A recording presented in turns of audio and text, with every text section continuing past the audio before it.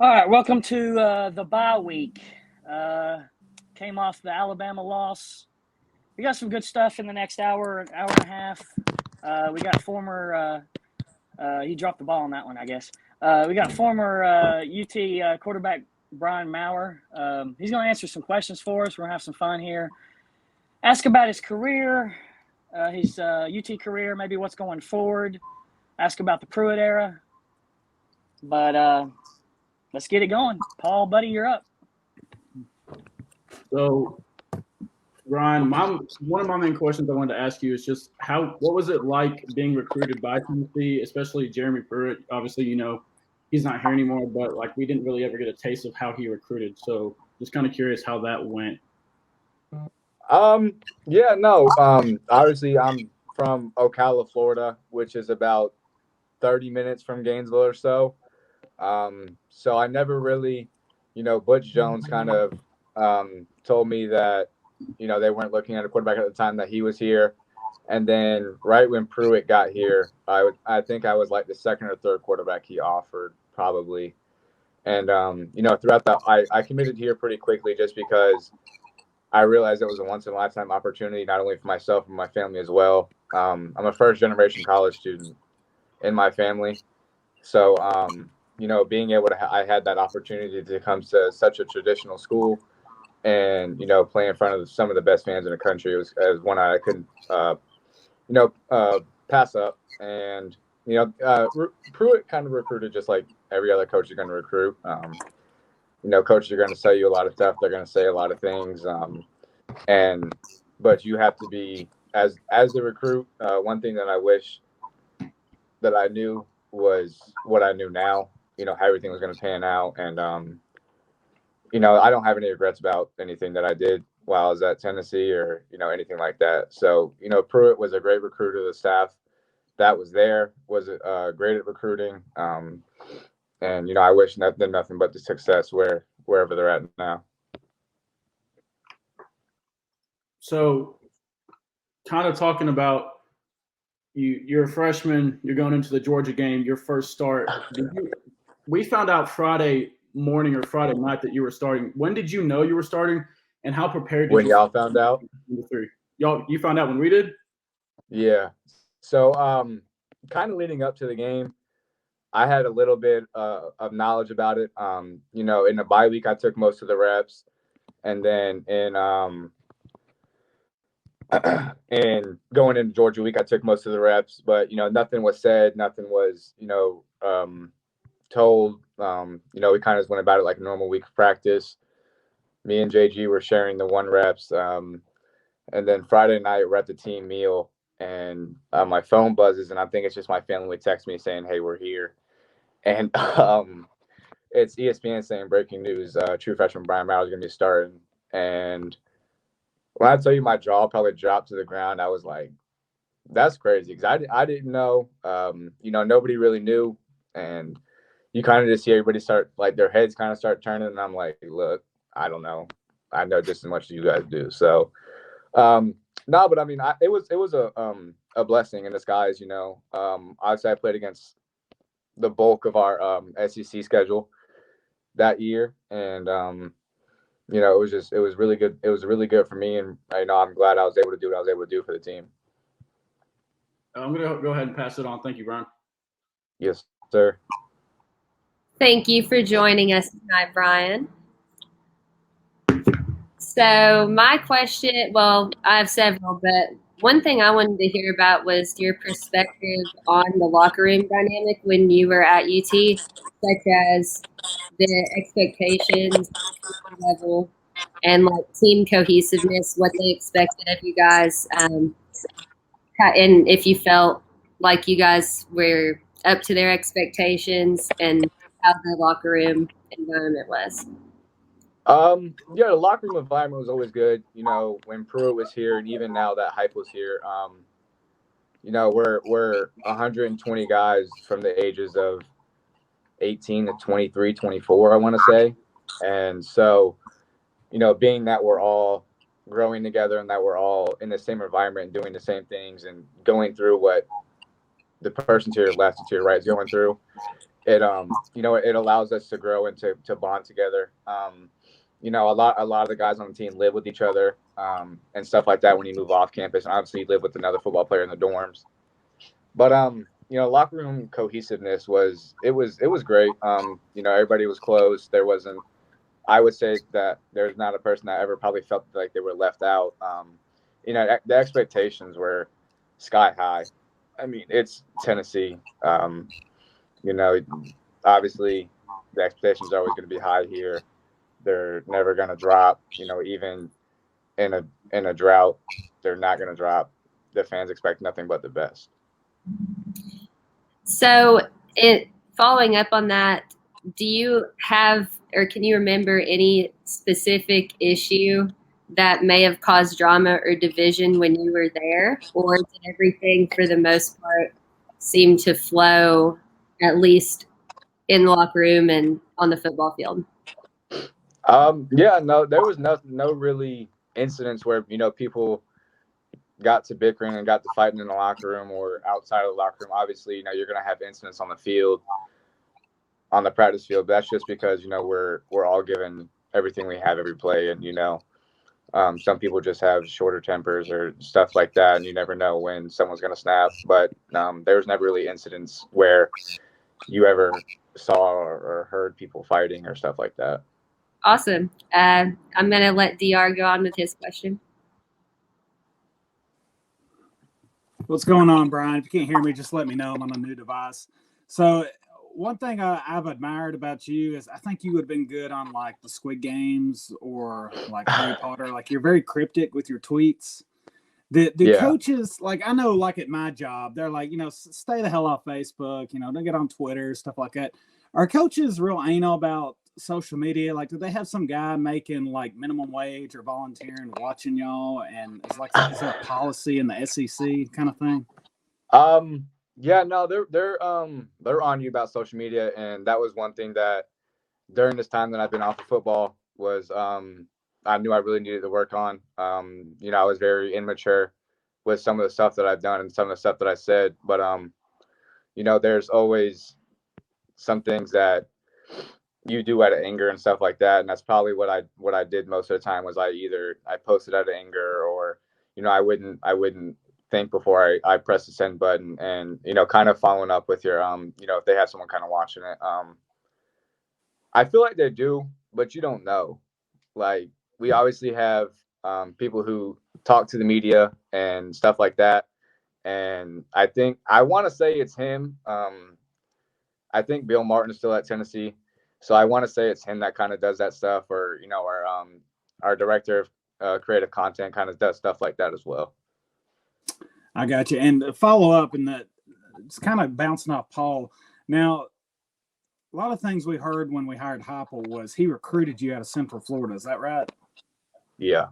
So was you excited about that when you heard about that? Or, I mean, it's got to be kind of weird that you're like, well, I like you, but I'm going to pick this guy over you. And then he ends up he's your coach. No, it wasn't weird.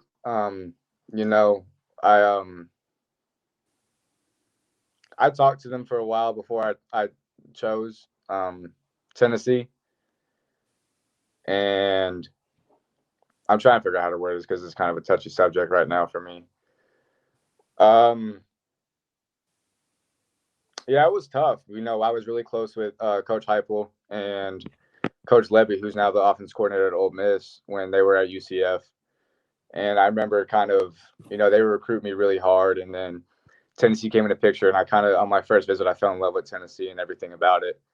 And I remember me and my head coach in high school, I broke it down into two teams. It was UCF and Tennessee, and we sat there, we made a pros and cons list, and they were both the same. And the thing that I kind of said that was going to put Tennessee above UCF was coaching longevity, and I knew Pruitt was in his first couple of years. I think it was the second year when I came in here, and I knew the Heupel was a great head coach, and that Levy was a great offensive coordinator, and I knew that by the time I graduated, they wouldn't be there, just because they were so good at what they do. And so it was kind of a weird situation with how everything worked out, but God has a plan for everything, and I'll never question him. Well, you were right on that. So if I can get with you about my sports bets, and we'll talk from there. But I'm gonna move on to Leland. So I'm gonna back my question up all the way to 2018. So people at the end of that season started getting, fans especially, and if you know me on social media, then me especially we all started getting restless with Garantano, right? So Yeah. we roll into 2019, 2 bad losses. Okay, looks like we played Chattanooga, win. We lose to Florida. Your first start was Georgia. The first couple of drives, we were on cloud 9 when you had those 2 touchdowns. Like, I remember being at freaking Wild Boar with a bunch of rednecks just jumping up and down. And the game didn't go like we all wanted it, obviously. But I always felt like that JG had a ceiling, and he reached that ceiling. And I've always believed if you had, and we had multiple freshmen, we had you and Shrout, I've always believed that those guys had the potential. Now, they might go out and throw 4 picks. You guys might go out and throw 4 picks, but you also have the ability to throw 4 touchdowns, right? And after so long of Garantano between that time period, I would have rolled with one of you guys and let's say, hey, let's get these growing pains over with, and let's develop these guys for the next 2 or 3 years, and let's roll.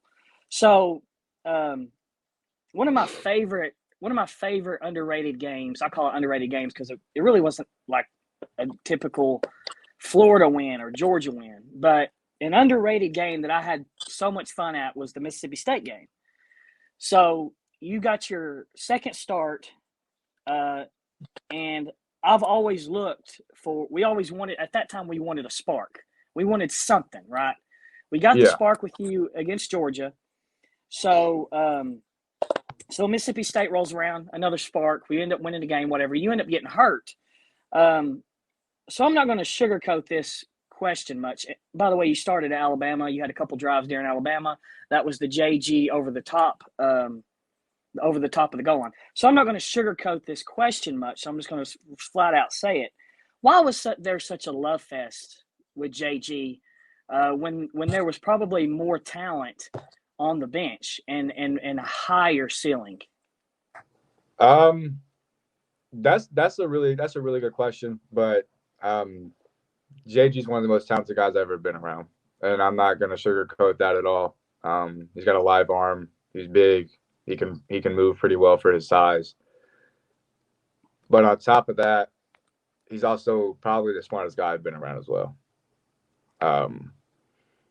Cheney came in, and it probably took me. I probably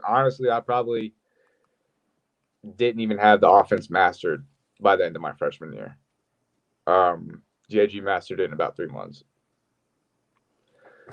There's certain things with experience like that. JG's was my best friend when he was here. He's gone. I still try to talk to him every day. Get a couple of FaceTimes in when we can. Get on the phone. But I don't think there was a talent gap. I think it was a processing maybe. I couldn't tell you. But one thing that about me is that I don't fear anybody. I don't fear anything. Like, I'm gonna go out there and I'm gonna give my all, regardless of what happens, regardless of whether we win, we lose, whether we're down 50 or we're up 50. I'm gonna keep playing like it's a 0-0 ball game, and that's kind of just the mindset that I took into all 4 of my starts that I had my freshman year. And I don't know what the mindset of the others were, but that was my mindset, and I feel like that's why I was able to bring us kind of a spark. And everybody always asks at the beginning of the season, what game are you most looking forward to? And my answer is always all of them. I hate everybody just as much as Tennessee hates Alabama or Georgia hates Florida or stuff like that. Like, I hate everybody just as much. Like, every game is a rivalry game to me.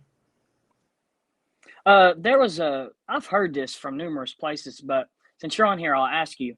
I've heard you've had like 8 concussions in your career. Is that true? That's something I'd probably rather not say. Okay. I got you. You know, the Tennessee thing was kind of a longer one. Going into Mississippi State, I obviously got the concussion. And then leading up to Bama, I felt like I was ready to play. You know, I got all the reps I needed, did all the therapy I needed. And then obviously the freak play happened where I got hit and I landed on my offensive tackle's knee. And that happened. So, you know, I don't kind of count my injuries. You know, if they happen, they happen. You know, I grow from it and I move on. One more thing, we'll move on to Paul. At the beginning of the 2020 season with COVID and all that, was there an open competition at QB, or were you flat out told this is JG's job? I was kind of out of it for a while, to be honest. Not a lot of people know this, but I had 2 knee surgeries that off season. So I had one in January and then I had one in May. Coming back from the one in May, going into fall camp, and you know, it was a battle. Everything's a battle in college football. You never know when your job's going to get taken. You never know when something's going to happen.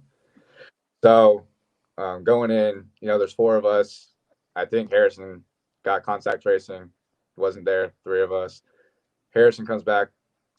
We're doing a 2-minute drill. I run out of the pocket and I pull my hamstring. 3 days later, I get COVID. So then I'm out for 14 days. So, I mean, you couldn't have a battle in that situation. I mean, you know, obviously, would you have liked to have one? Yeah. But in the kind of conditions we were in, you kind of couldn't. Gotcha. Paul, buddy, you're up. So I kind of have a question about Pruitt's personality, just because of how different it is from Heupel. Like, we see that Heupel's bringing back alternate uniforms. He's checker kneeling and stuff. Was that ever a conversation that you had with him? Where like, hey, coach, like, are we ever going to bring the alternate uniforms back or checker or anything? Or was he kind of lay it down at the beginning, like, hey, I'm a traditionalist. We're not going to do anything fun. Yeah, he's a traditional coach. He comes from the Saban family. Obviously, you know, a lot of those coaches that come from the Saban family are the way that Saban is. But that was never really a conversation with him. You know, I didn't really care about uniforms or stuff like that. I wanted to be able to grow as a person and play football. So, you know, honestly, is it really cool? Yeah. But is it going to help me play better? Probably not. So it's something that I never really talked about with him or the coaches. You know, Pruitt's personality is pretty funny, to be honest. He can crack a joke from time to time, but then you also know it's also seriousness when you need to be serious. But when it's time to have fun, he knows how to relax and wind down. And kind of piggybacking off that question, Heupel comes in, you battle it out for the starting job. We, as fans, we still had no idea. It could have been either 4 of you guys. Did Heupel tell you that you were kind of out of it early, or did you think you had it right up until you transferred? This is a tricky question. I don't know how to answer this one. I'm gonna do my best with it. Obviously, I was cut out of the competition, and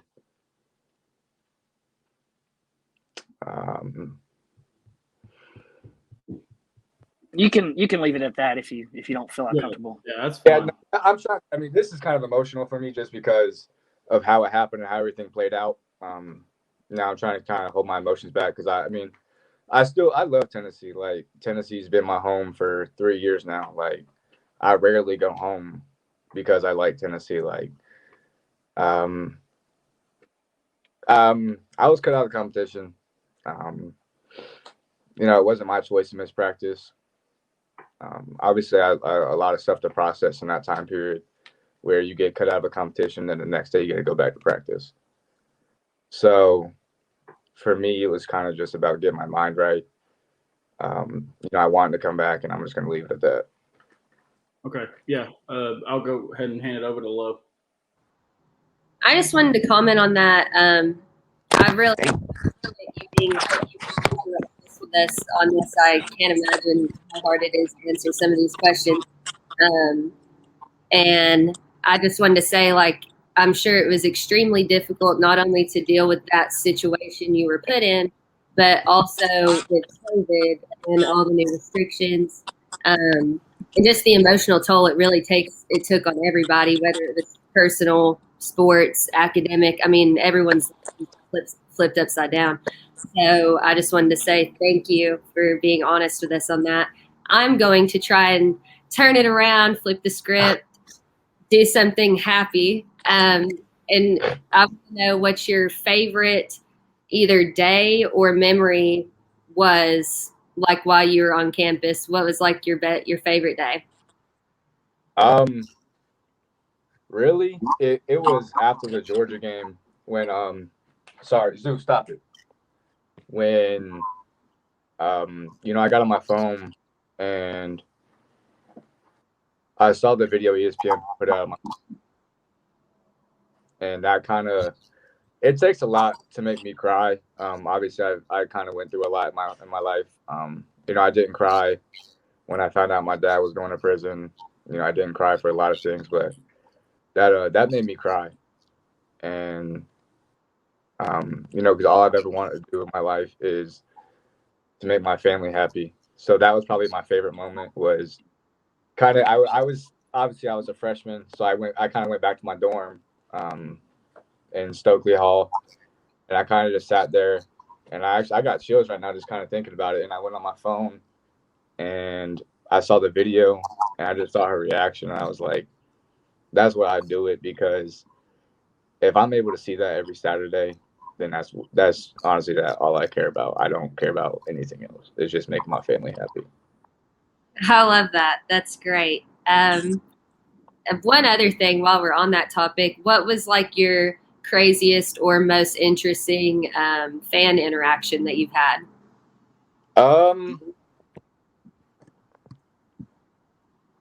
There's been a couple crazy ones, I feel like probably the craziest one was when someone asked me to sign their baby.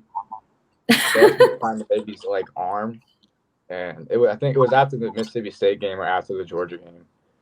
Okay. And I was like, that's wild. Like, I ain't never experienced that. Growing up in Ocala, football is not really that big there. A lot of kids don't go to college for football. So I got here, and then it was just overwhelming love, and I was like, really? Like, the arm? Like, I got a piece of paper or something? And they were like, no, just sign her arm. And I was like, okay, I guess. So I'd probably say that had to be my craziest one. No one's really ever come up to me and been mean to me. So that's probably that probably, if that ever happened, I'd probably be the craziest. But okay, well, I'm glad no one was mean to you. DR, you can go ahead. I'm glad Lowe kind of made it a little more lighthearted. It was getting so deep in here. I felt like I was at the bottom of the sea with the Titanic. Brian, I got to ask you, man, about the Mississippi State game. When you landed like that, the way your back bent, I mean, you look like you're forming the C in the YMCA. And if your legs went a little bit further, you probably could have made a lowercase a. Do you remember that? Yeah, so it's pretty funny. I mean, I didn't know I had a concussion. I remember landing, and that's all I remember until we got in the locker room, or until I got to the sideline. Sorry, and then I threw the red zone interception, bad throw on me, terrible decision, and I go back to the sideline, and Pruitt and Winky are talking to me, trying to ask me what's going on, and I'm just I feel like I'm just looking off into the distance, and Winky goes, "You okay?" And I'm like, I have no clue where I'm at right now. I didn't know where I was, what day it was, who we were playing, none of that. And they were like, "Hey, you got a concussion." And I was low-key pissed that I wanted to keep playing. But that was probably the craziest play I've ever been a part of in football in my 14 years of playing, was doing the ridiculousness scorpion in front of 102,000 people. Yeah, you're the Scorpion King that day, man. I'll never forget watching that, thinking, man, we get a quarterback and he just died on the field like that. Yeah, I still see tweets about it to this day. A lot of people send me stuff like that. Like I said earlier, I don't have any of my social media notifications on, so I'll just get on Twitter and I'll randomly get a DM from my friend being like, "Look, they're clowning you again," and it's just me making a scorpion, and I'm like, that's pretty funny. I can't even lie. And a follow-up question to that, Brian, and you had talked about Pruitt. You said Butch recruited you. Do you ever hear from your old coaches, like just, hey, you know, happy Easter, happy Hanukkah, crap like that, from Butch or Pruitt? The last time I talked to Pruitt was the time that I was going to enter the portal, just because I didn't know who was going to call or who they were going to call. Obviously, I wasn't with this new staff for long, so I was just kind of giving them a heads up, like, hey, like some people might call you, or you know, the same thing with Coach Linke. But I'd probably say me and Coach Linke probably still talk a lot. You know, obviously I didn't have a father figure for a while in my life, so when I got here, he stepped up in a big way for me, and he really, you know, showed me how to be a good father and showed me how to do a lot of things that I really wouldn't have known otherwise. You know, obviously I had a stepdad, but him and my mom split up when I was 13. So for the 5 years that before I got to college, I didn't really have anybody to show me the ropes. So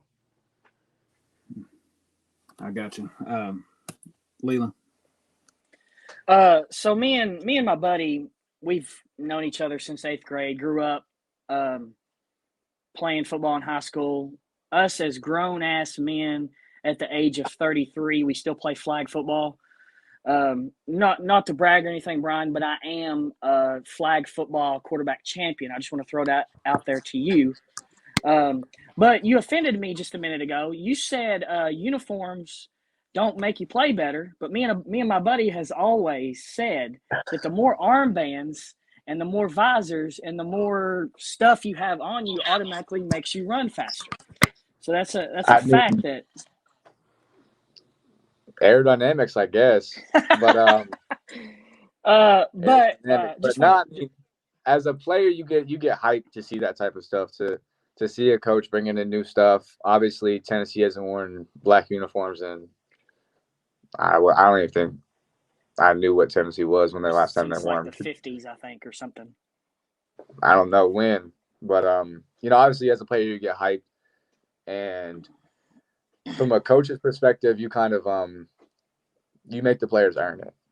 And you know, I'm really proud of my former teammates. You know, they earned that. They earned it. They really did. You know, through the whole spring. You know, we have Tennessee has probably the thinnest roster in America. You know, they were hit with 30 transfers in the offseason, some more during fall camp, some people being hurt, and nobody ever complained. They just get back to work. Like, that's just the mindset that Tennessee has, and that's why I love Tennessee, because that's my mindset as well. And they earn that. And as a player, you get excited, and I mean, it might make you play better, but me personally, I never played in an alter uniform. So the way you talk about Tennessee, I would assume that you've been a Tennessee fan since maybe you were a kid. So that leads to my question now. What's some of the – you're obviously younger than me, so my fandom goes back to, you know, T. Martin, Casey Clausen, all those guys. It's a two-part question. One, what's some of the past teams that you enjoyed watching maybe when you were a kid growing up, Tennessee teams, some of the players that you liked, and what's somebody who you like to maybe model your game after? I know it's a typical cliche question, but who's somebody you look up to as far as your game? No, I really wasn't a Tennessee fan growing up. Surprisingly, being 30 minutes from Gainesville, I wasn't a Florida fan either. I was an Oregon fan growing Uniforms, up. You know, right? That's what I'm saying. No, but someone I really try to model my game after, it's a lot of people. You know, Aaron Rodgers, Peyton Manning, Tom Brady, Deshaun Watson. You know, I kind of feel like I play like him, which is being able to mobile and, you know, spread the ball around the field pretty well. So a lot of people in their off time, they don't bother with football, but me, I'm always watching football. Like, I probably watched that Peyton Manning documentary about Tennessee a solid 25 times now. And that's who I really model my game after, especially when I got here, was just because I knew he had so much success here. And I knew what he meant to this program, and I wanted to be like him. Does shit? I forgot my thought. Paul, go ahead. So you're a sophomore going into the 2020 season. Obviously, you have all the injuries, but once fall comes around, did Harrison Bailey ever because I talked to Harrison one time after a game, and he just seemed like he was always trying to know more about football. Like he just seemed like that kind of dude. But did that ever become a mentor thing, or was JG more of a mentor? Kind of describe your relationship with him. With Harrison or JG? Harrison. Yeah, it was a mentor thing. When he got here, obviously he didn't know anything. He didn't know the playbook, stuff like that. And there's a funny story that me and JG always tell, and JT Stroud as well. We were in fall camp, or I think it was actually spring or fall camp, and we had switched. It was spring because we had switched to a vocal cadence, and Harrison just couldn't get it down. So we probably stayed for like 30 minutes after practice, just making him say, green 80, set hut. And, I kind of feel like he was willing to do that. It might seem stupid to other people, but the fact that he was willing to do that showed a lot about him and showed a lot about his character as well. And obviously, we'll talk about this a bit later in the show. It's one of our segments, but Harrison announced that he was transferring from UT today. Did you guys ever talk about that? I know since you transferred, did he ever ask you like your opinion about it or anything like that? Me and Harrison weren't really close, to be honest. We were friends, but we didn't really hang out with each other, talk to each other out of the locker room, or we would see each other around campus and say what's up to each other. But you don't really talk about that when you're a player. That brings drama, and that's something that you don't want to infiltrate the locker room is drama, because that's one thing that can break up a team faster than anything is drama. And I'm happy for him that he's made the decision. Obviously, a lot of Vol fans are going to be upset about it, but what a lot of people don't understand is we're trying to better our family when we make decisions like this. So if players feel that they're not going to play here, or they talk to the coaches and the coaches even say, hey, you need to it'd probably be best for you if you moved on. I never understood the hate with people when a player transfers just because they're not going to their school anymore or something like that. But we're 19, 20, 21-year-old kids who were our dream our whole life has been to go to the NFL. So if we feel that we're not going to achieve that dream here, then we're going to obviously go try and achieve that dream somewhere else. Okay. I'll go ahead and give it to Lo. Just kind of touching base on your answer.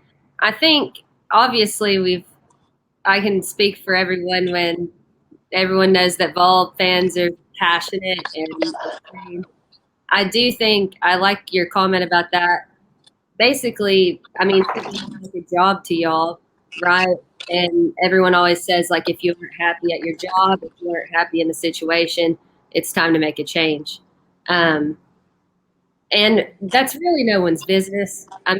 Right? It's the person's business. They choose to leave, and that's support them, wish them the best.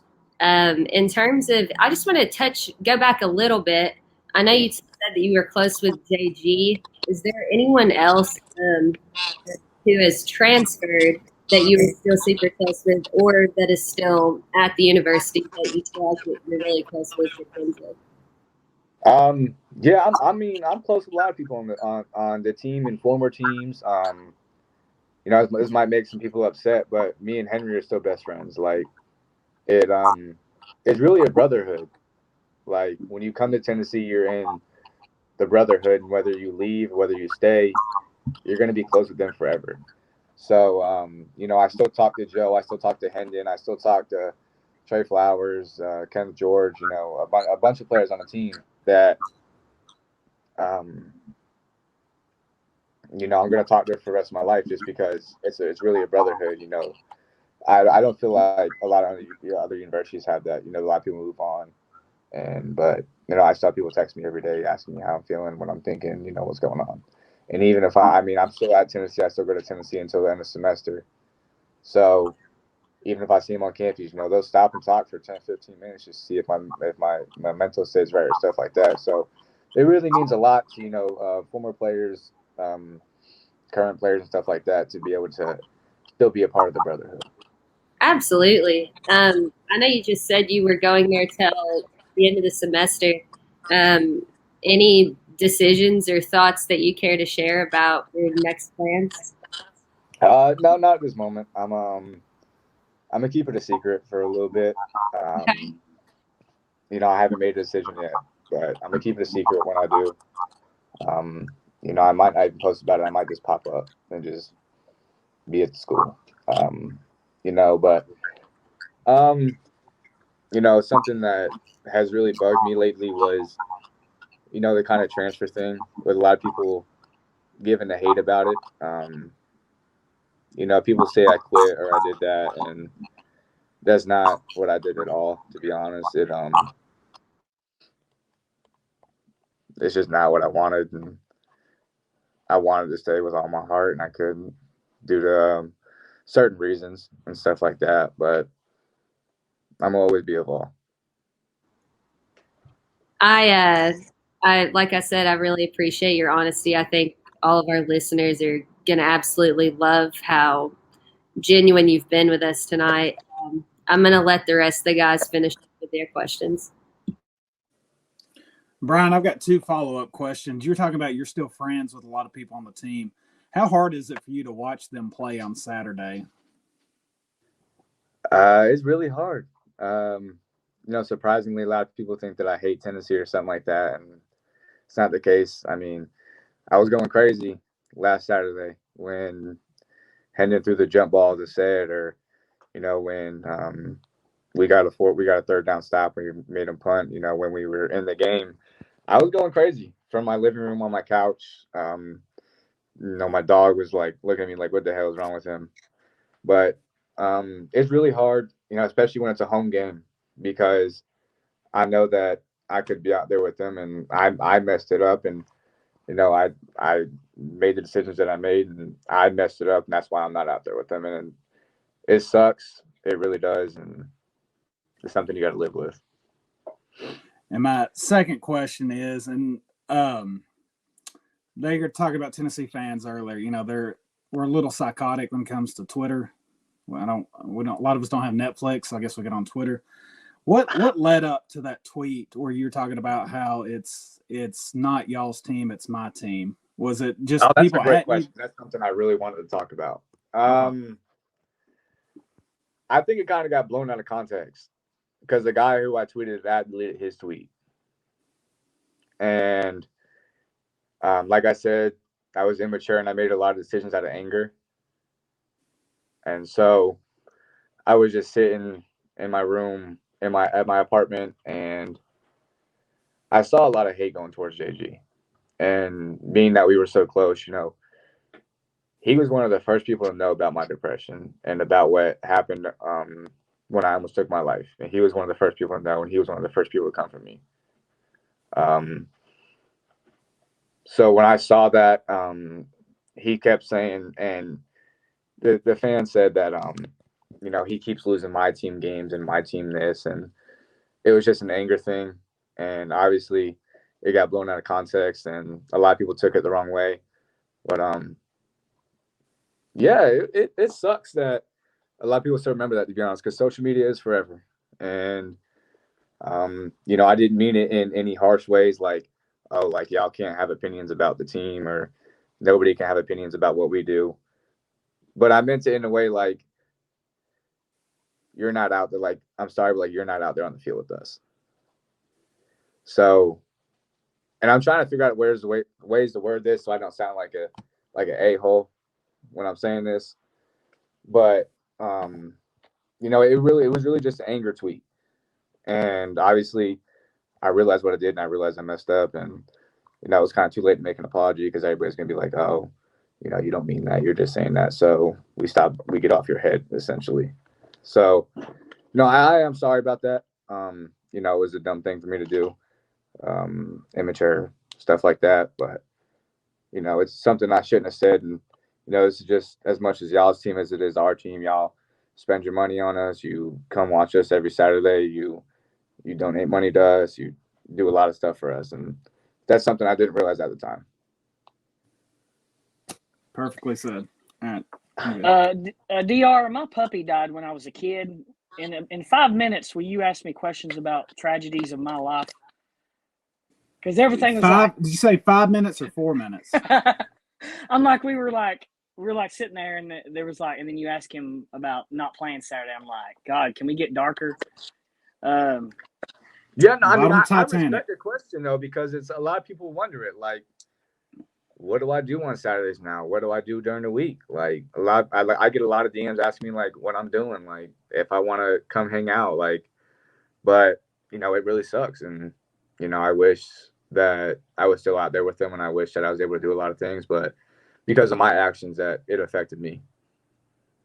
I was just giving him a hard time. I've never in my fandom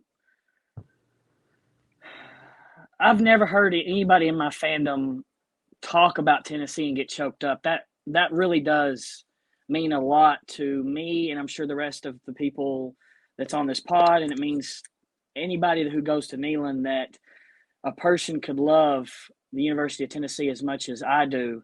And we all say and do stupid stuff in a crazy, I mean, just look at a couple weeks ago at Ole Miss, Yeah.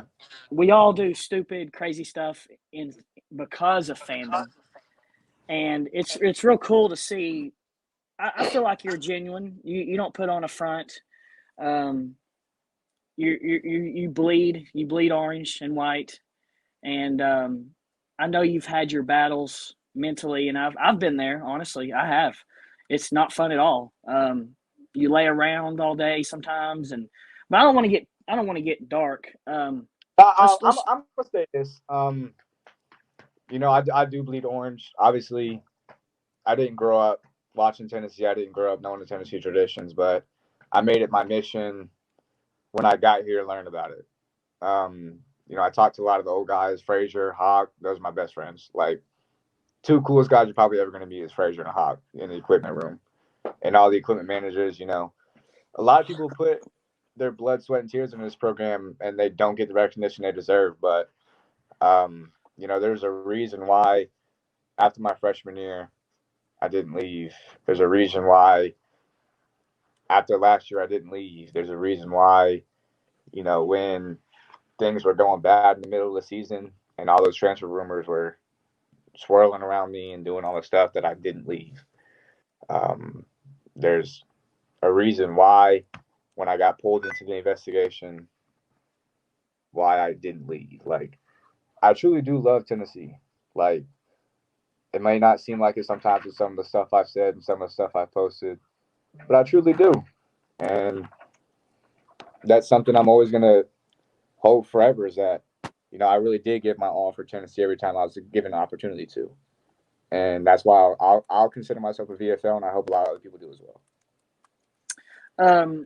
One thing, we're 45 minutes into this, and I'm surprised we haven't got this question.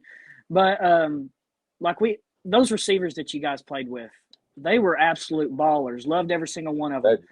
Loved Callaway. Of course, Jennings is a fan favorite, and Palmer. Talk about maybe the locker room side of Jennings, maybe Callaway on the field. Talk about some of those receivers that y'all were throwing to. Quez and Juwan, they were goofballs, man, and I miss them. But they were natural born leaders. They didn't talk a lot as far as a leader standpoint, but when they talked, you knew it meant business, and it was serious. Like, and Palmer was a real quiet, laid back guy, but that's the hardest work I've ever seen. There was times where we were coming off the practice field, and I was showered and getting my dinner down in Smokies and heading up to watch some film. He was still on the field, walking through routes, catching. He had some goggles that were mind blowing to me. They were like tunnel vision goggles almost, and he would sit there and just catch jugs with them on. And, you know, you were walking into the building, and he was already there catching balls from the equipment manager. Like, that's the type of leadership that every college football player needs. When y'all come in as freshmen, as far as strength and conditioning, do they come out with like a plan for maybe your body type, your position? They sit down with you and tell you what you need to put on, how much weight you need to be lifted. How does that all work? It's a unique process, to be honest, because I've had 2 different strength staffs now. Obviously, it was the same when Fitz left and AJ took over, because AJ was already working with Coach Fitz. But, you know, when Coach Schmidt and his staff came in, it was way different. QBs didn't bench, barbells, dumbbells, a lot more focus on position needs. But it's unique.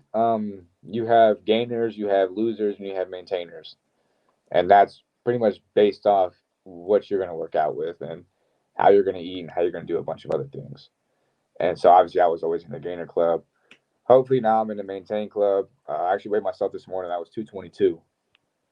So what would be your ideal weight? For me, my ideal playing weight, last year it was about 205. You know, but now that I've really come into my body a little bit more, I've been working out at D1 Knoxville over in Hardin Valley. Shout out to them. They've been helping me every day, you know, whether I got to change the schedule or something like that. But my ideal playing weight back then was 210, but now I want to play around 225. And the thing is, I still kept my speed. You know, I worked with a speed and conditioning coach over there, and I'm probably moving at about a 4.5 right now. Whoa, damn.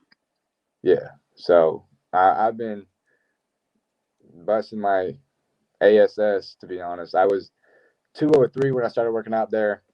Weighed in this morning at 222. So it's a process.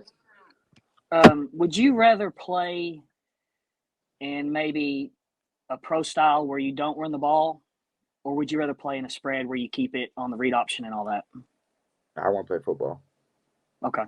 Good answer. I want to play football. Good answer. And a lot of people ask me that in freshman year when I was a starter. They didn't run me a lot.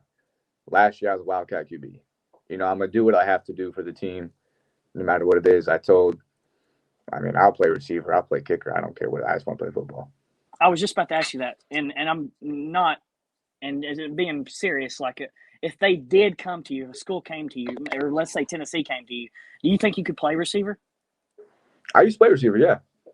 I used to play receiver. Gotcha. Cool. I didn't start playing QB seriously until about the 10th grade.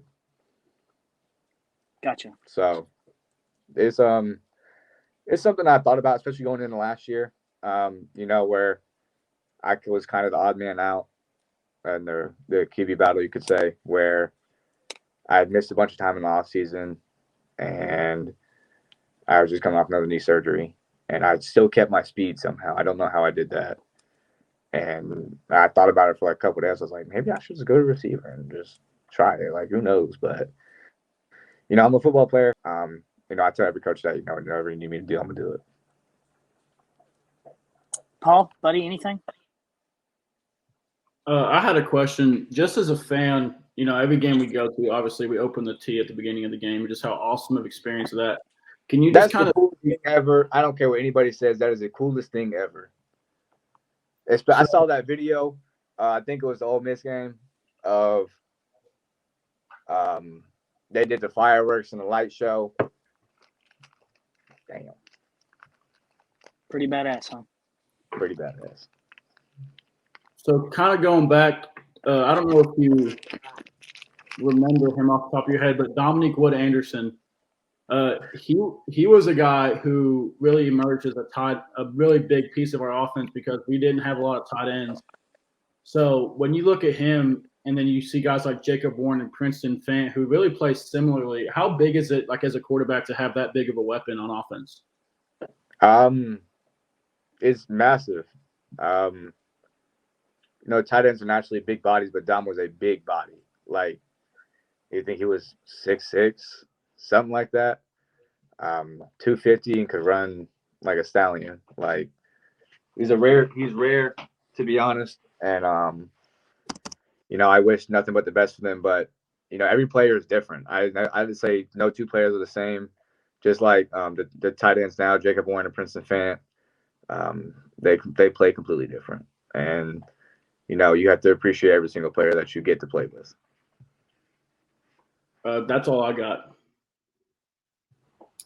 I think the last thing I was going to touch on, I believe I saw a tweet. I think it was some mom said that you were throwing football with her son or something at D1. Did I catch that? Yeah. It was I think it was this past Monday probably. I was just getting done with my speed work, and they were kind of in the way when I was running, and they didn't recognize me at first while I was running, just because I kind of had my head down and my hood on. And right when I popped my head up when I was done running, they were like, oh dang, you I was like, throw me the football, let's throw the football. That's just what I like to do, because like I said, growing up in Ocala, there wasn't a bunch of that. You didn't often see college players coming back home. You didn't often see pro players coming back home. And so I was always one of those kids that just wanted to hang out with them and be able to throw the football with them. So every chance I get, that's what I'm going to do. Whether I have to stop my workout or not, it's something that I want to do, because I want to give some kids hope, and I want to give them someone to look up to, just because you never know what they're going through. And so that's something that's big on me, is helping little kids, and even kids my age or people in high school. Everybody's I got a couple people DM me and be like, yo, can you help me? I want to be like you when I grew up. And I'm like, yeah, I'll give you help, but don't be like me. I want you to be better than me. And that's what I say. And I mean that. And even my dreams are massive. I want their dreams to be bigger than mine.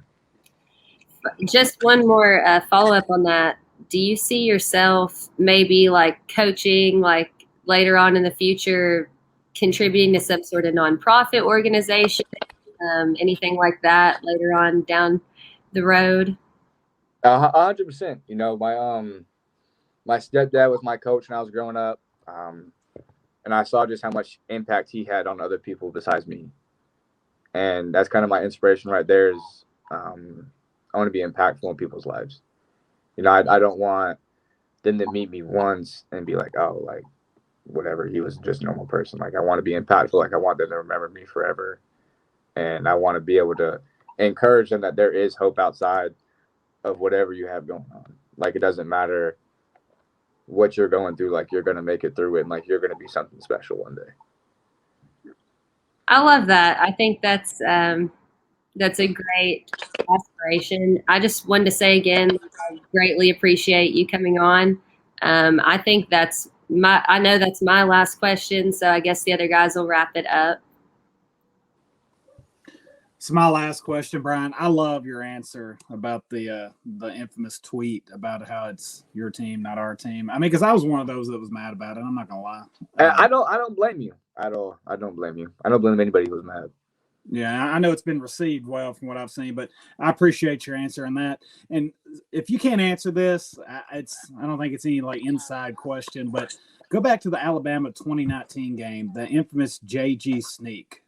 How bad did y'all freak out on the sideline? It was highest to highs. We're about to go in and score. I don't remember what the score was. Yeah. It's I'm about to have a chocolate chip cookie, but instead I've got a freaking oatmeal raisin cookie, and the raisins are expired from Dollar Tree. I'm gonna answer that with a question to you. JG was in his fourth year here, third year starting, second year starting. I believe that's right. Yeah. Gave us all he had and got benched, right? Gets a chance to be the hero. I think anybody in this world would take that. And I don't blame him for what he did. And I completely understand, because he loved Tennessee. He loved it. And so I'm gonna ask this question. You put yourself in those shoes right there. Are you going to do the same thing? Oh yeah, especially with what he went through, I get it. Because he had a lot of hatred at that point. So yeah, if I take back Again, it's a different mindset for me because I'm a little bit older than y'all. Yeah, But no, 100%.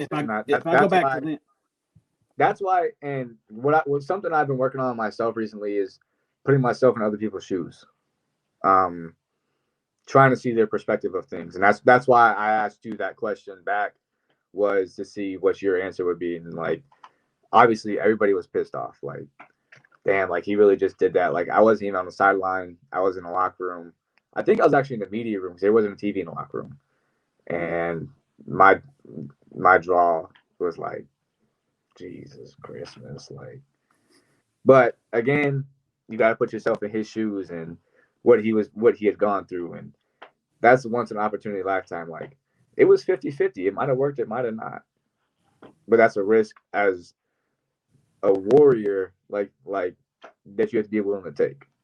And he took it and it didn't pay off. But I guarantee you, if we went back in time and he had that same thing again, it would work. So, everybody was pissed off, but you learn and you live. Yeah, amen to that. And again, I want to reiterate, I loved your answer on that last question about that tweet, and a lot of growth on your part for sure. Appreciate it. It's been a long journey for me. A lot of getting cussed out by my parents, my mom, and my grandma, telling me to stay my ASS off social media. But you know, it's something. It was growing pains with me. You know, I was never put in a spotlight where people were watching my every move and people were doing that, and that's something I had to learn. But it was a wrongful comment of me, and it's something I wish I could take back. Couple things. We'll wrap it up. One, I'm pretty sure me and you have the same tattoo guy. Do you go Danny to Fugate? Danny? Yes, That's my dude. I have 50 tattoos, over 50 tattoos probably. I got my chest, my ribs, my back, both my arms, my leg. He told me that you showed up on campus with like one or something, and he's basically done the rest, right? Yeah. I showed up on campus January 5th, and I had one tattoo, and it was this one on my forearm right here. Yeah. Oh, then this camera slipped. There was this one on my forearm right here. And Marquez Callaway has a lot of tattoos, and so my uncle has a lot of tattoos, and you know, I like my uncle a lot, and so I was in the locker room, and I was like, "Cuz, who does your tattoos?" He said, "Oh, this guy right here, he'll hook you up," and we hit it off ever since. And I probably had about 20 appointments before the end of the school year, and he's booked up anyway. He is booked up anyway. Is booked up. Yeah. So he only tattoos at night though, because he's a scuba. He has his own scuba shop and stuff like that. So what's funny? He's got a cool little story too. What's funny is I've never been a big tattoo guy, and last year?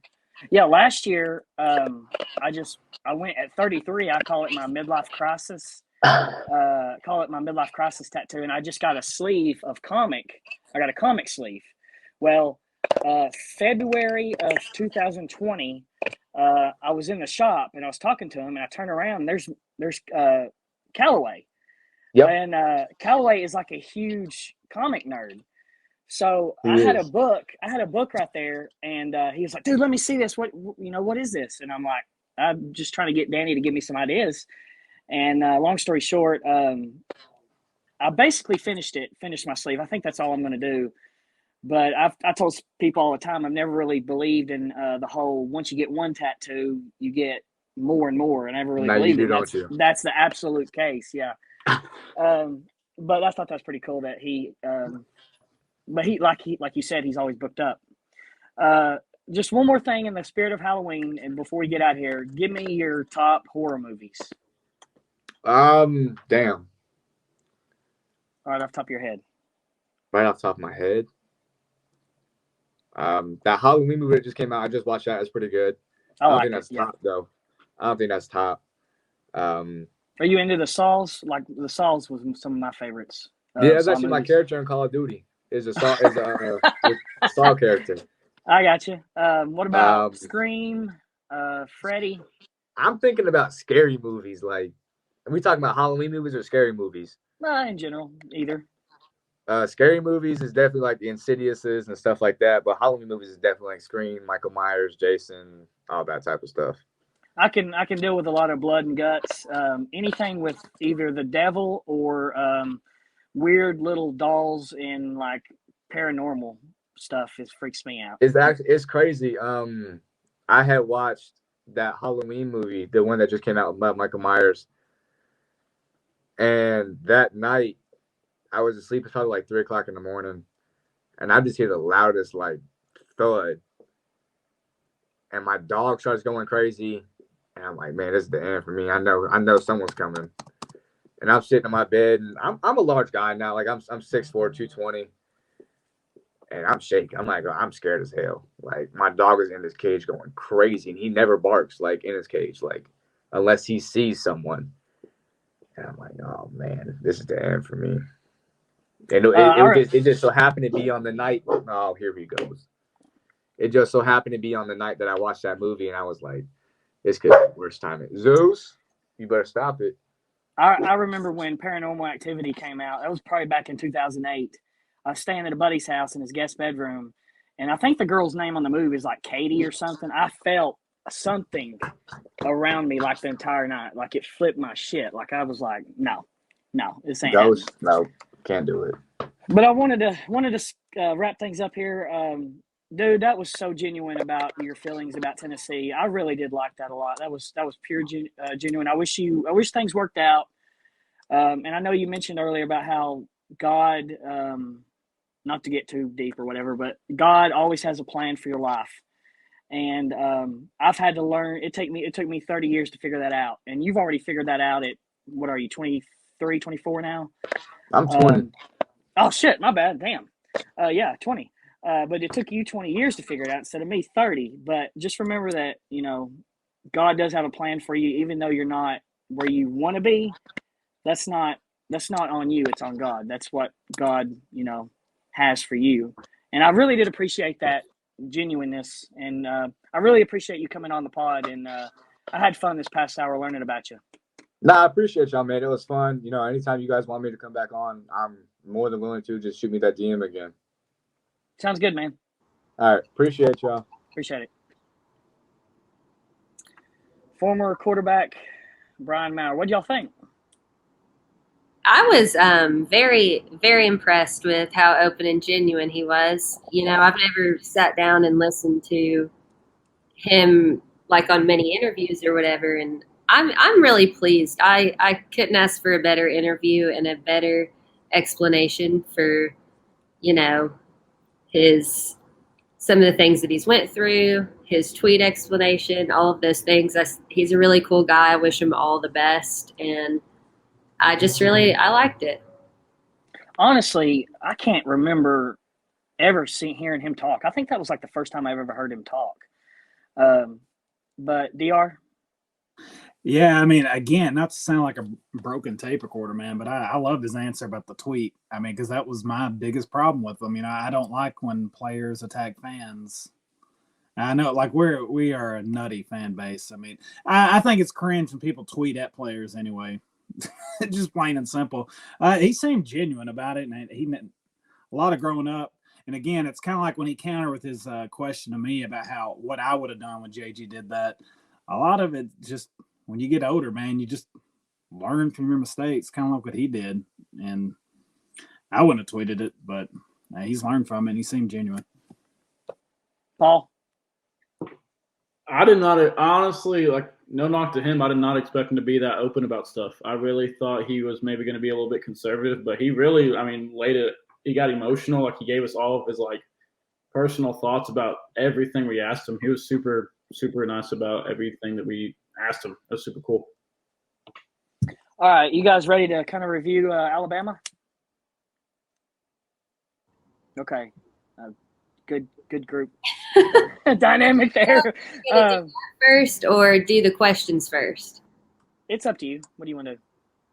Doesn't matter to me. We've got a good amount of people on here right now live. I figure we'll maybe drop a couple questions in.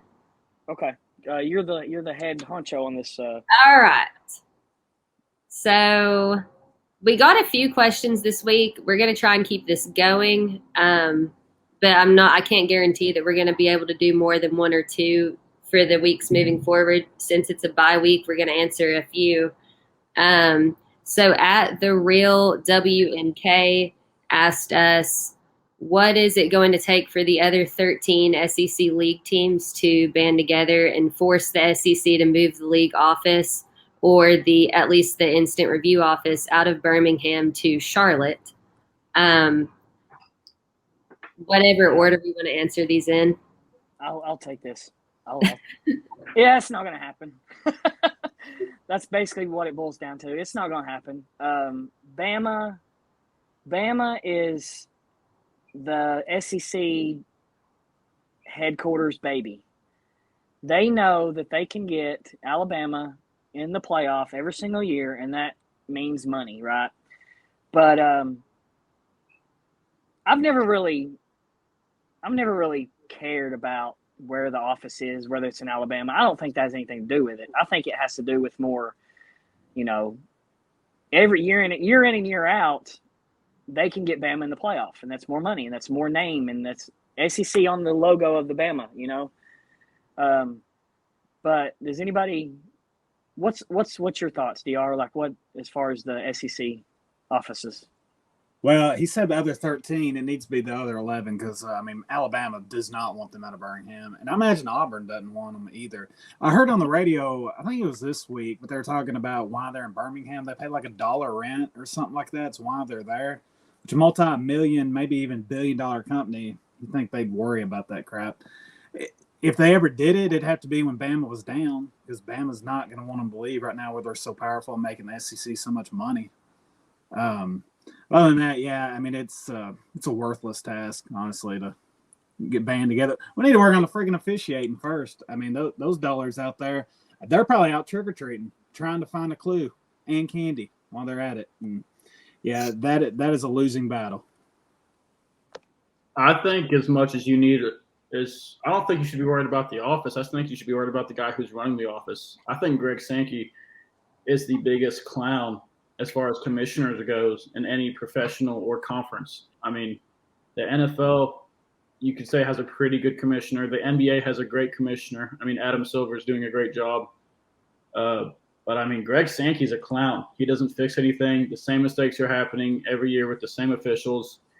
He literally suspended the crew from the Ole Miss game for the 1 week Tennessee's not playing. And then I think I saw where they're going to be. It might be trolling, but I think I saw that the Ole Miss crew is going to be in Lexington for our game against the Wildcats next Saturday night. So, it's just mind-boggling how much of an idiot that guy can be.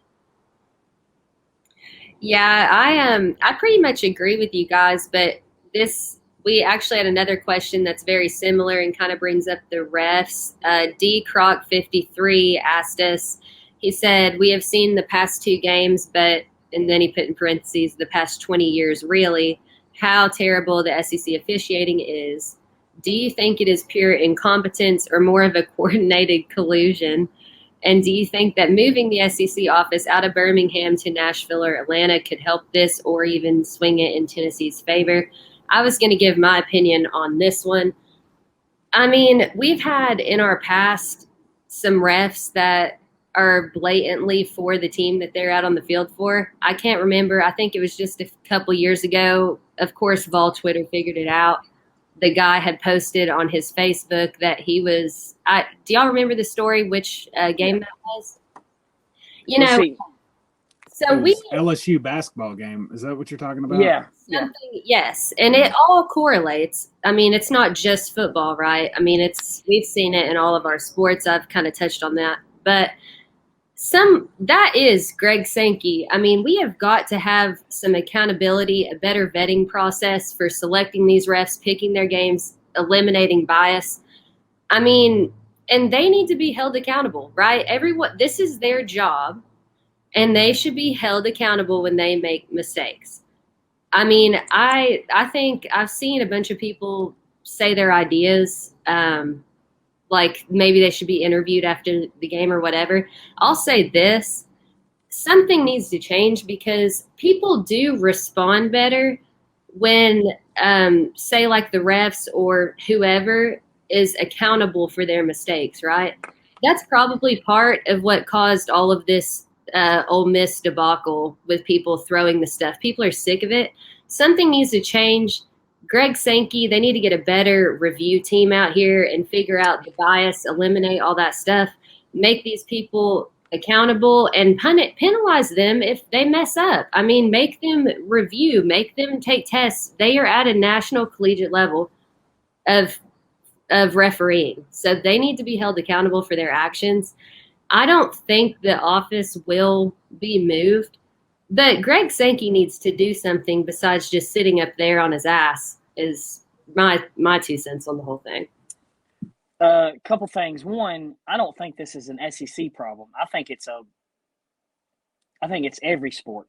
I watch the NFL from 1 o'clock on Sundays till 9 o'clock before I go to bed, right? The NFL has a major officiating problem. And my issue is that none of these guys have any clue what they're doing, for one. For two, the replay. And I can't remember if I mentioned on last week's pod, but like when replay was first introduced, it was like the greatest thing ever. Like we're going to get all these calls right. Well, they're reviewing the play, and then they're still getting the stuff wrong, like the Matt Corral play.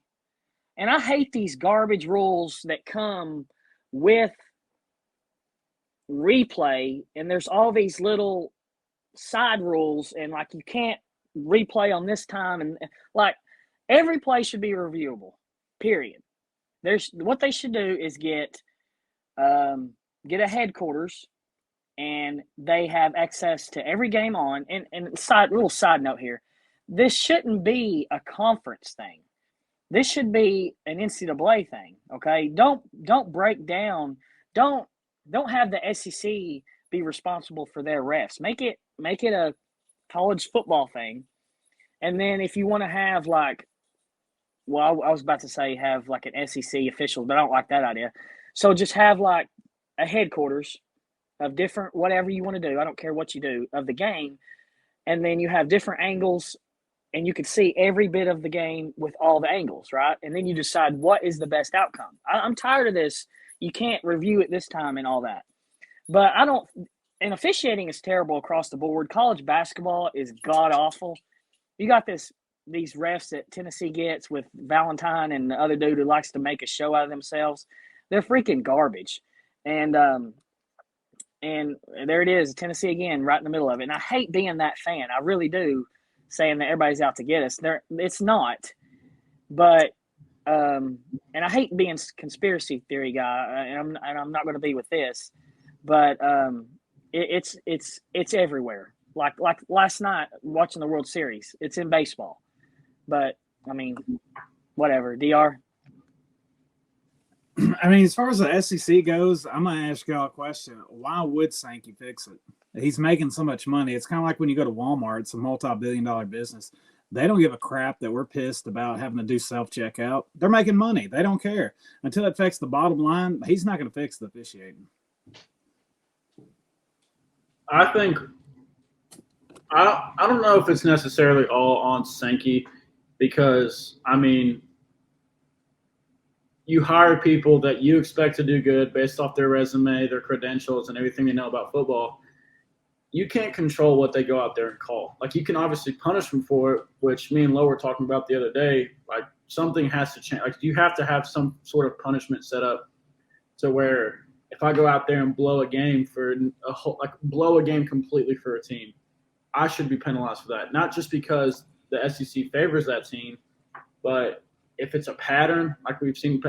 I'm with Leland. I hate being that fan that says shit about, like, we lost because we got cheated by the refs. But, like, Ole Miss, you can't tell me that Ole Miss was not the fault of terrible officiating. I mean, yeah, Hooker shouldn't have held the ball in second and third down to make it even a 4th and 24.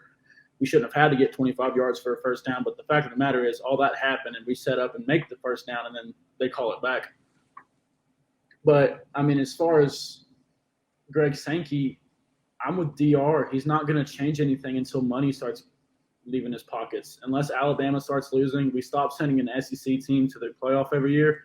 Greg Sankey isn't going to change shit, and he has no reason to change shit. Very good answers, guys. Next question, different topic. Sharky, I think, Charkey, letter P, Sharky P, asks us, how healthy do you think Hooker is and was for the Alabama game? I think he looked a little slow and a bit hesitant to take off. Maybe the knee is still banged up. Great week for a bye. Honestly, I thought he looked okay. And I tweeted that during the game. He is a spitting image of Josh Dobbs running. Like, I can't get over how they're not fast. They're like, and I don't mean this in a slight, they're like awkwardly shifty. Like they have like a boxy style run. It's hard to explain, but they look exactly the same. But I didn't think that Hooker looked hurt. I didn't think he looked slow. Now sometimes I feel like he's hesitant on what to do with the football. I feel like he holds the ball a lot. He takes a lot of unnecessary hits. But as far as the game the other day, I think he was okay. I mean, he's one tough dude. Like, I mean, he's gotten hit like a lot, and but the bye week has come at a good time. We're thin. Maurer just said it earlier. We're thin all over the place, and the fact that we were doing, knock on wood, we've actually had pretty good luck with injuries this year. But to get everybody rested up for this stretch run, I think you have to get to 7-5. I think that'd be tremendous, and that includes beating Kentucky. But I thought he was okay. DR? I mean, he's played 8 straight Division I football games. He's not completely healthy. The only people completely healthy on the team is the kickers and the coaches. See, to me, I thought he was a little banged up. Maybe his indecision with the ball is because he was banged up as far as, he had a lower body injury. And I think that's why he didn't run it on some, because that 4th and 1, I know a lot of people speculated. I don't know what Heupel said about it, but, that might have changed what he called on that. And as far as putting Hooker out there, or as far as what play he would have ran. But, I mean, I think he's a little banged up. Again, I don't know. How many SEC games is that now? 5? Yeah, 5. So he's going to be banged up. I mean, he's gotten killed. A lot of games are because our offensive line's banged up. Your offensive line's banged up. Your quarterback's going to get banged up. And we got walk-ons out there, trying their best. So that's all I got. I think Hooker's health is kind of a similar situation to – it's a completely different sport. I hate to do this, but like Derrick Rose. Like, he could never come back because it was more of a mental thing. And you don't have that – like, you always have that in the back of the head when you roll out. Like, Tua Tagovailoa. Do you guys remember when they played LSU in 2019 and he had that fumble just because he was running so awkwardly? It's not necessarily he was still injured. It's the fact that injury is so early and so soon, it's still in the back of your head, that even if you are 100%, you're not going to move the same way, knowing that, like, your ACL is like one juke away from tearing. Like, you're bruised up, your knee's bruised. And looking at it, like, being at the game and seeing Hooker go down in the final play against Ole Miss, I thought he tore his ACL. The way he was holding it, he was limping terrible. He was not putting any pressure on it. But I think he's going to be fine. I mean, like DR said, no one is healthy other than the kickers and coaches. I mean, that was a great example. You're playing Division I football, and right now Tennessee only has starters, if you really think about it. So everybody's playing 75 to 100 plays a game. You're not going to have healthy players this late into the season with such little depth. Yeah, I definitely agree with all of you guys. The only thing Leland brought it up earlier. I did notice just a little bit of hesitancy, which is totally valid considering I believe he's injured both knees, if I'm not mistaken, and that when he went down at the Ole Miss game. One thing that I do have to say is, even though he was hesitant, I think he said something like, I was not going to let my team down. I think that is so tough. He gave a super gutsy performance. I don't think we can fault him for that at all, but only just respect him for it. Last question. at Can I stop you there for just 1 second? yeah. To piggyback off this, here's something that I haven't heard anybody talk about. Who's your depth now with Harrison Bailey out has took a shot, because if Hooker goes through injuries, you got Milton. Who's your third guy now? So that's something to kind of keep an eye on. Yeah, that's something to kind of keep your eye out going forward. That's an interesting. I don't even know if there's a walk on. I don't know if there's another scholarship guy. Spencer I don't know. Smith, maybe. Who? Spencer Smith. He's a senior. He's been on the team since like Guarantano's freshman year. Never heard of him. Yeah. Well, as far as the walk-on goes, Hopple, didn't he bring in a guy from Central Florida at the beginning of the year? No clue. I have no I idea. say he did. Then you got Jimmy the Jet, if you have to, which he's been my quarterback since day one anyway. Lo, next question.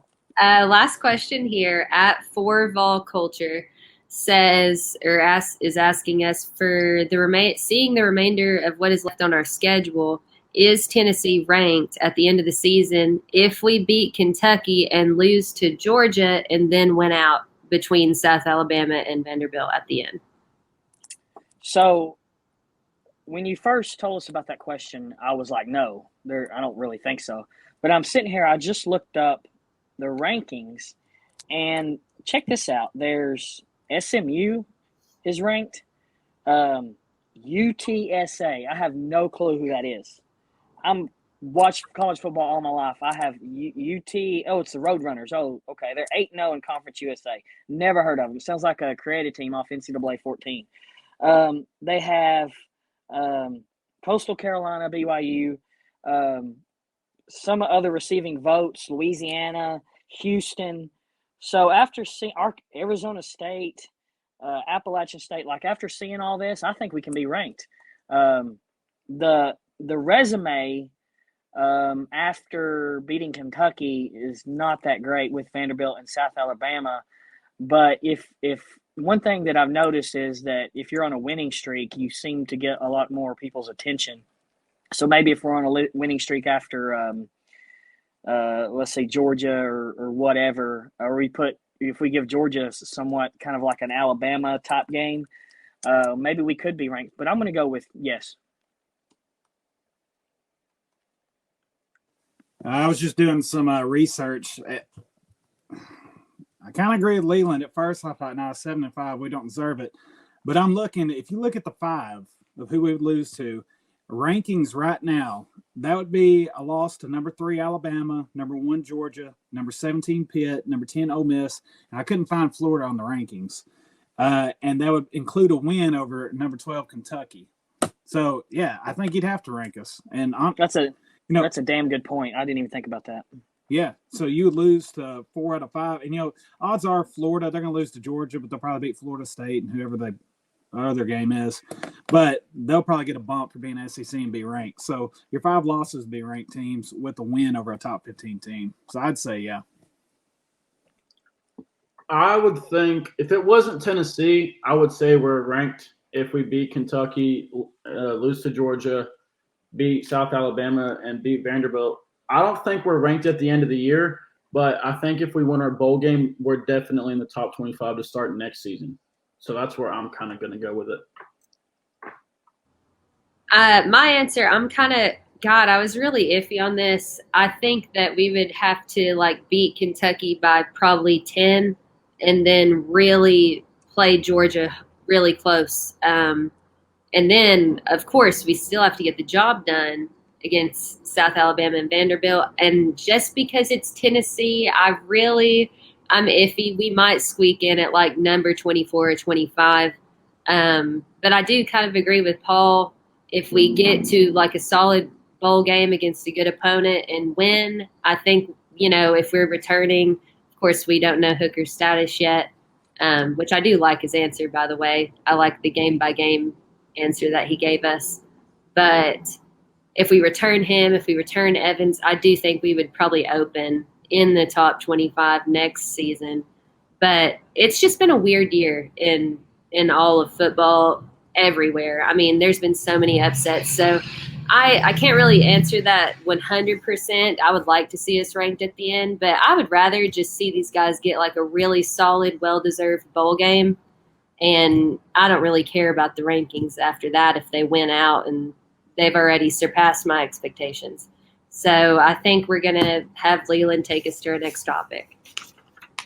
Before we get to that, there's an ongoing joke about Tennessee's schedule every year that we play the team that it's usually the joke is like we usually get the team out of the West, and in years past before we get them scheduled, they suck, and then they're scheduled. Well, everybody thought that Pitt was going to be mediocre. Now look at them; they just beat, Clemson's not nothing, but they're a name. But it's just funny how after all of that joke is continuing. But actually next year in Pitt, I think someone said they lose 27 seniors or something. Like we owe them an ass beating next year. And next year's schedule is a little harder, I think, than this year's. But we can start out the season next year ranked, maybe a good showing in a bowl game or something. But yeah, we can get to Alabama. I did want to jump in real quick. People did dog me for saying we were going to take our first loss to Pitt way back.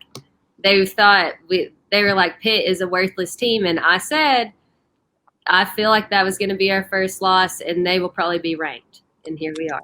So just Go ahead, DR. I can't stand a negaball. Can you? Yeah. I was just about to say, isn't there a difference between being negative and being realistic, huh? There is. I don't know how long we're going to go on that rant, but I think y'all know when I'm being just a shit stir and actually being serious. And everyone else may not, but I think y'all do. I picked Pitt to win just based off because we were home. I figured we were even teams, and the way the game started, being spotted 10 points, we should have beat them. Looking back, I don't care what Pitt has now. And after all that said, we should have beat them straight up. Okay, let's talk about Alabama. Let's see here. I guess we just do general. You just want to do general one time, do our little Halloween thing, and then get out. So, Paul, talk about Alabama there. I've actually been on Twitter here lately after this Alabama game, and I've seen a lot of hate on Hendon Hooker. And it's so unprecedented. Like, how spoiled are you? He went 19 for 28, 282 yards, 3 touchdowns, and 1 interception. I don't even think we scored 3 total touchdowns against Alabama in the past 2 years. I'm pretty sure we lost like 45-7 and 52-13 or some shit like that. So we're like, how spoiled are we as Vol fans that we finally have a good quarterback and expect him to play like a god every game behind a busted O-line? Tyon Evans was not healthy. If you watched that game, you saw Tyon Evans was not 100%. Jabari Small is not good enough to be a premier back yet. I think he's going to make strides once he comes back next year. And just how spoiled are you to hate on Hendon Hooker after him going out there, a knee contusion?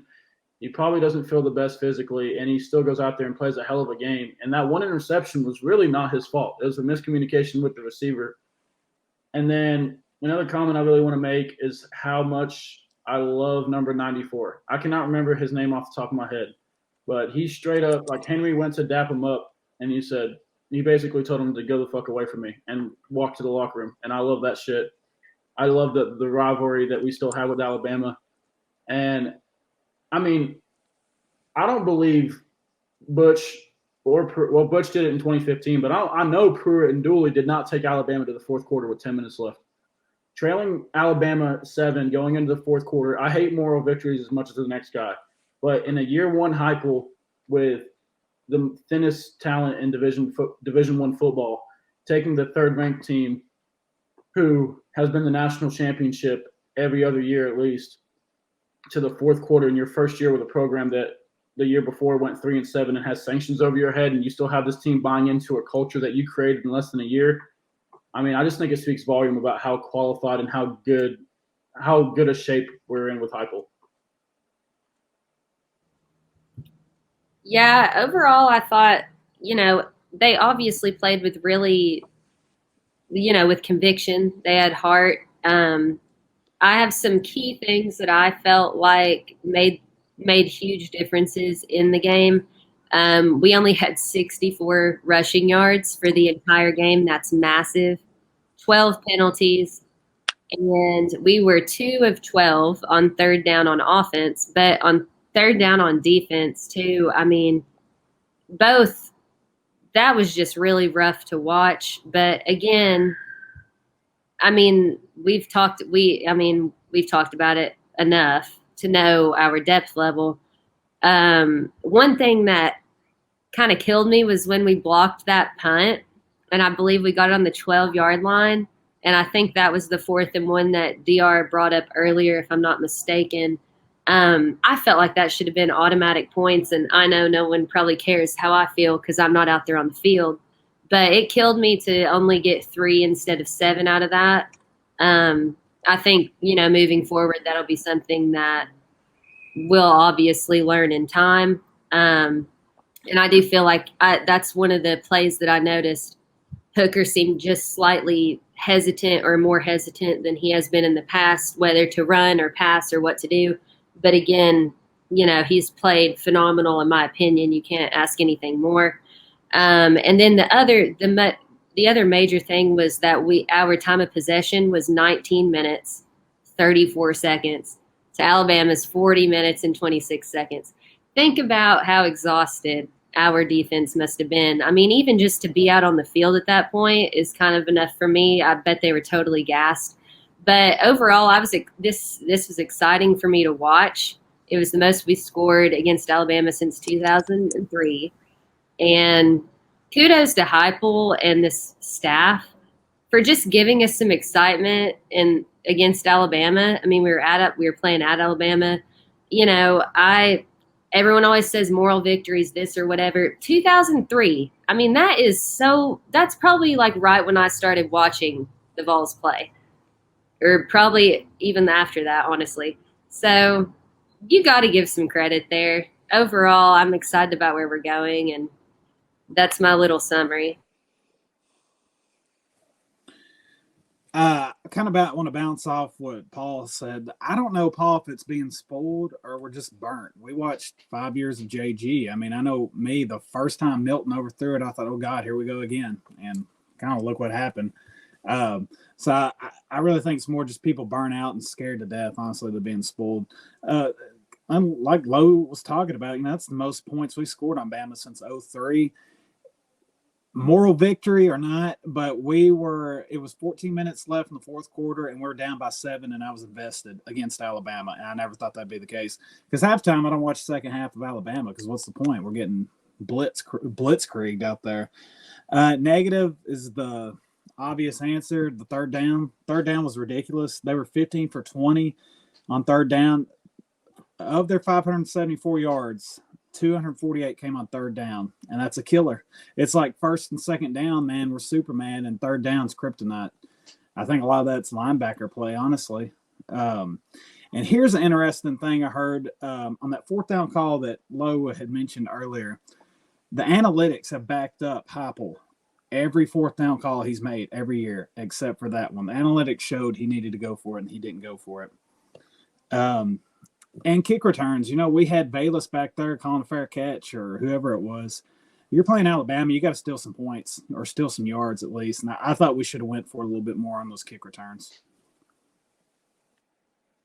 Y'all keep stealing my thunder on your stuff. I think y'all stole like 2 questions from Maurer and then my 2003 scoring stat. I thought it was a genius because I came up with it.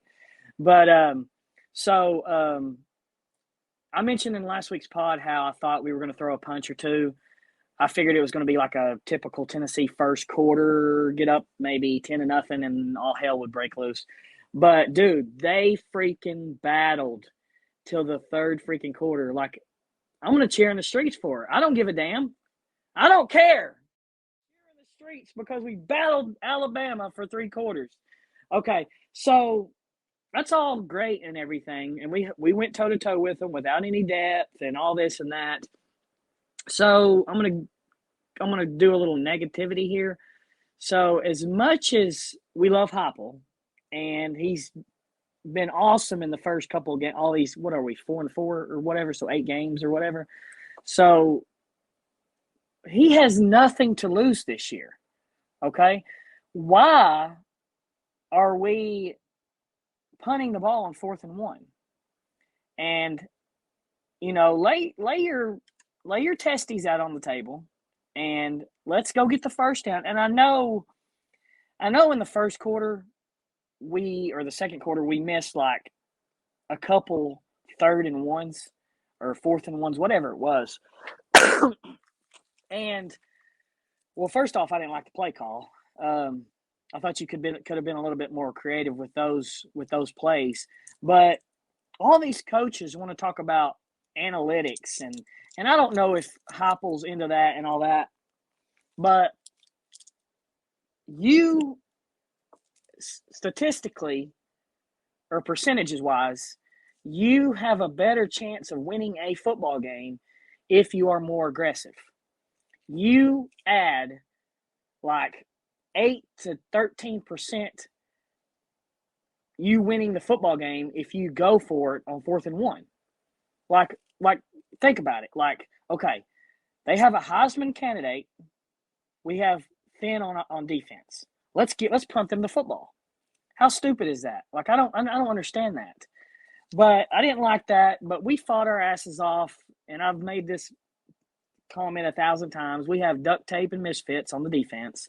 They're out there running around. I know you know how many times have we gotten a punt block because our dumbass coach. We out-schemed Nick Saban. And I told somebody this the other day. I said, this might be a hot take to some people, but I thought Heupel out-coached Nick Saban. Nick Saban just had the talent Saturday. He out-schemed him. And how many times can you say that? You can't say it often, but we just wait. I'm worried about his recruiting some. Let's get up in the recruiting rankings. But once Heupel gets some Jimmy and Joes in the program, those games will be going deep into the 4th quarter and not stopping at the 3rd quarter. But it was a fun game to watch. I mean, when was the last time a Bama game was like that? It was Butch's 2015 season. And Bama's defense is not what it was. They have the players, but they don't. They're just missing something. And Lo, you mentioned time of possession. I've mentioned this 1,000 times. Why would you go fast? And I know it's part of the offense. But why would you go fast against a team that goes fast when your defense is thin? Like, I don't really understand that. And but we can move on from Bama. Got a bye week. Got Kentucky next week. Kentucky might be I said it about Pitt, but about being a program changer. I hate to say the Kentucky game might be a program changer because Kentucky is like the kid that slobbers on the school bus. He just happened to look good one day and he's talking trash to you.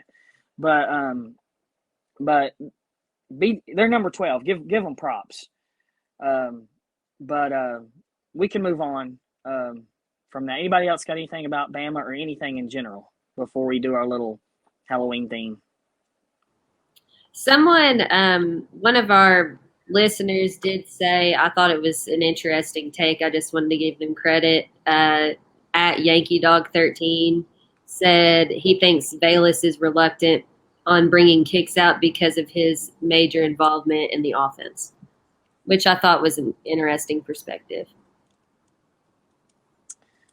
I just wanted. He doesn't need to be back there returning kicks. That doesn't need to be his job if he's afraid of not, or if he's afraid of getting hurt, he doesn't need to be in the game. I mean, plain and simple. You can't play afraid to hurt or afraid to get hurt, or else you're not going to make plays that you should have made. Somebody said that, so I want to make an announcement about my curtains. Somebody said they were talking shit in the comments. So, yes, these are the curtains from when Lincoln got shot at the theater. So just lay off my curtains. They're at the grandma house that I have. So they'll be replaced soon. Thank you very much. But we can move on to our little Halloween segment. So I want to say one more about go ahead. I'm so happy we have a coach who's just not gonna back down to bullshit. Like he is like, if you're gonna fuck me over, I'm gonna make your life hell for fucking me over. Like him getting in the faces of the refs. I know some fans are like, keep your composure. Why are you yelling at them? Like, shut up. They suck. Like, these refs are fucking him over and over again. You can't just take it without lube. You got to at least fight for it. All right, ready to anybody else? Okay, so a little Halloween thing before we head out. We're gonna talk about some of our favorite Halloween candy. We'll talk about some of our favorites and just trash, straight trash. What you got, Paul? The worst. I'm sorry, the best actually. The best candy, in my opinion, is Snickers. Snickers is my favorite. Reese's Cup and Hershey, the big Hershey almond bars that people will hand out there, like about as big as my forehead, and I got a pretty big ass forehead, so that's pretty cool. And then I think the worst is that the Krabby Patty things, that the gummy Krabby Patty shit. They're always stale. They're never flavored. They just taste like a tire. Like, they're just so bad. All right, I went all out for this one. I broke mine down into favorite chocolate, which is Twix or Butterfinger. Favorite fruity candies, which are Rainbow Nerds, Laffy Taffy, and Skittles. And then my surprise favorite that a lot of people shit on is hot tamales. I love hot tamales. I'm obsessed with them. I will go to bat for them. If y'all don't like them, you just can't handle the heat. I that's one of my favorites.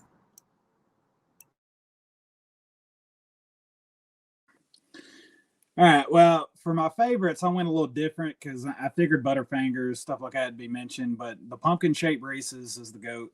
I like the mini-size cookies and cream bars. Whatchamacallit. You ever heard of whatchamacallit? It's not really Halloween candy, but I like it. That and the Zero Bar. Now, my least favorite, I don't like fruity candy. Black licorice, circus peanuts. And the worst is that taffy in the orange and black wrapper. I feel like that's probably what they served at the Berlin Wall at the last Halloween there. And the last one, and this is going to offend one of our listeners, and I apologize, but Death of the Vol is probably his favorite, or Val, however he spells it. It's probably his favorite. I don't like anything that's shaped in the form of male genitalia that are gummies. I don't like that, and I'm sorry, Death of the Vol. You seem like you like that, but I'll never eat that. So I focus more on some of my stuff is the worst. A little side note: one time when I went trick or treating, I got handed out toothbrushes and pennies, and I wish bad things to that freaking house. So as far as worst, and me and Mike Leach, I don't know if y'all heard Mike Leach rants the last couple of days, but he can't stand candy corn. So I have this thing that if you like candy corn, you have at least 4 or 5 dead bodies in your freezer because you're a psychopath. So anybody who likes candy corn. So I learned something today because I was looking this list up. DR, those little orange and black wrappers, which is garbage, and they're usually in the candy dish of like that weird aunt that smokes like 6 packs of cigarettes a day and has like the brown couch, and you go over there and she's like chain smoking. Those are actually called peanut butter kisses. I never knew that. But those, I would rather, I'm not going to say that. I would rather eat dirt than those. But some of my other ones, bottle caps, garbage. You go to the Dollar Tree, you find, there's a difference between movie theater candy and Halloween candy, but you can go and get you sneak candy in the movie theater. You're not going to get bottle caps. So hot tamales, low, sorry, trash. I don't like anything spicy, especially my candy. That's a weird combination. So this might be a fan favorite, but it's absolutely trash because it's always hard as a brick. Tootsie Rolls. Can't stand Tootsie Rolls. Now, I will say this.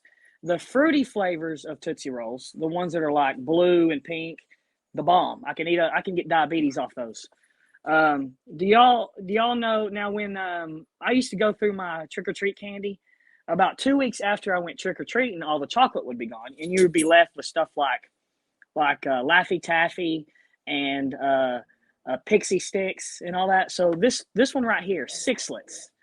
It's like the 6 balls in the little package, and you can like put them in your mouth and go like that, and it like all those are garbage, right? They're chocolate, I guess. Those are trash. I don't know if y'all know what Bit of Honey is, but it's that little yellow wrapper thing, and they're always hard as a brick. Those are trash. And then maybe a popular one, a well-known one that's pretty bad, is Paydays. Too much nuts. I love caramel.